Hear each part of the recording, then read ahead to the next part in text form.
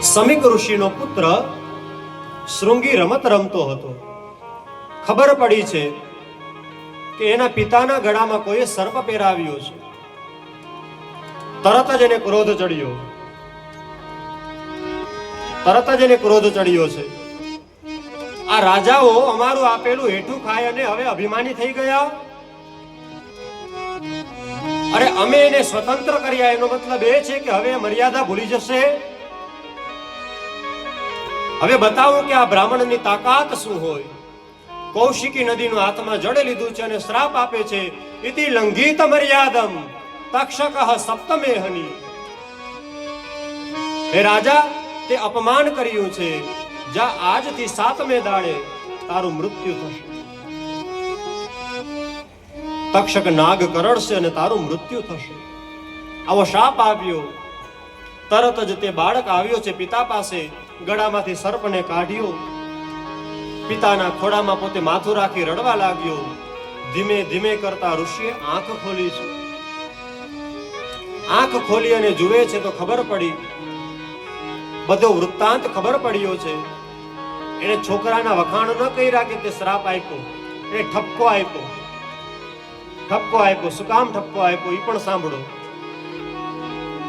બેટા, જે રાજાએ મારું અપમાન કર્યું ને એનાથી તને દુઃખ થયું હોય, વાત સાચી, પણ એ રાજાએ એક જ ભૂલ કરી છે. બાકી તો તે બહુ સારો માણસ છે ભાઈ. કોઈ એકાદ ભૂલ કરે ને તો મનમાં ન લેવી. તો તે મનમાં ન લેવાય બેટા. એની વધારે સારી બાબતો કઈ છે એના ઉપર ધ્યાન રખાય. આ રાજાને મરવાનો શ્રાપ આપ્યો, આની જરૂર નહોતી બેટા. પરંતુ હવે શ્રાપ અપાઈ ગયો છે તો શું થાય? 2 શિષ્યોને મોકલ્યા, જાઓ તમે રાજાને જાણ કરો કે હવે 7 જ દિવસ છે, પછી તારું મૃત્યુ થઈ જવાનું છે. રાજાને ખબર પડી છે કે હવે 7 જ દિવસમાં મારું મૃત્યુ થવાનું છે.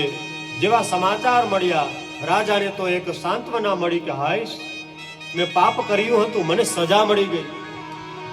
તરત જ જન્મેજયને રાજ્ય સોંપ્યું, પોતે નીકળી ગયા છે.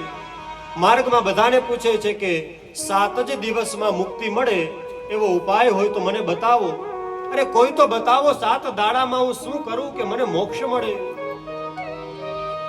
કોઈ બોલતું નથી. કોઈ તો દૂર રહ્યા, કોઈ મૌન રહ્યા, અને કોઈ કહે છે કે અમને કાંઈ ખબર નથી.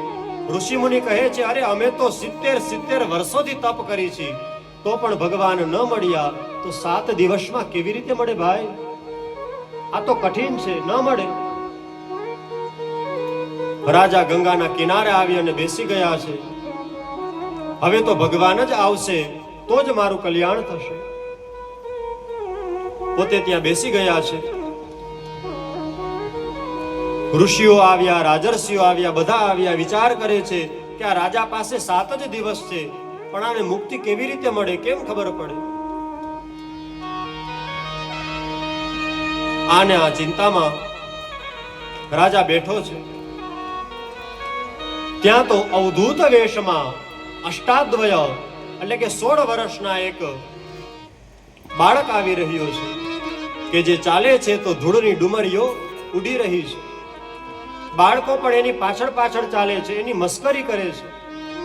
બાળકો એની પાછળ ચાલી રહ્યા છે. સુખદેવજી મહારાજ ત્યાં પધરામણી કરે છે. બધાએ જય જયકાર બોલાવ્યો છે. બોલીએ શ્રી સુખદેવજી મહારાજ કી જય. સુખદેવજી મહારાજ કોઈ જગ્યાએ વધારે વાર ઊભા નથી રહેતા. ગાય દોવાનો સમય હોય ને એટલી જ વાર ઊભા રહે. ગાય દોતા કેટલી વાર લાગે ભાઈ? 15 મિનિટ, 20 મિનિટ, એટલો સમય જ ઊભા રહે છે. પરંતુ આજે હવે 7 દિવસ સુધી સુખદેવજી ઊભા રહેવાના છે. આસન લઈને પોતે બેસવાના છે. કેમ? તો કે આજે પરીક્ષિતને મોક્ષ અપાવવો છે. આ શિવનો અવતાર છે. સુખદેવજી કોણ છે? શિવાવતાર છે. ભગવાન શંકર પોતે જ આવ્યા છે આને મુક્તિ અપાવવા માટે.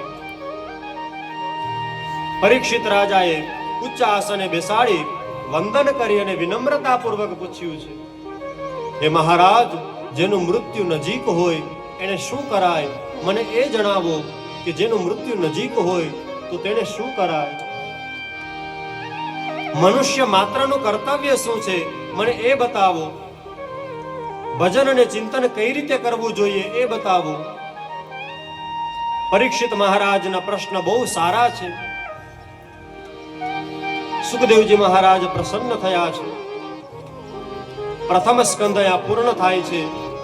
પ્રથમ સ્કંદને ઠાકોરજીના ચરણોમાં સમર્પિત કરી 2 મિનિટ માટે ભગવાનના નામનો આધાર લઈ પછી આપણે આગળ ઉપર કથાનો ક્રમ વધારશું.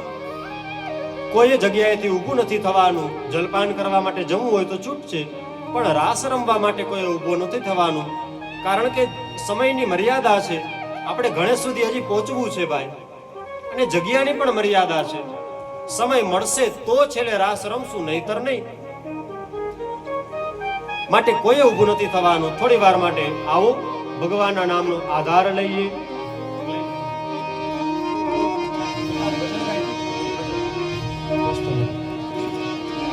કે તમે ભાવે ભજી લો ભગવાન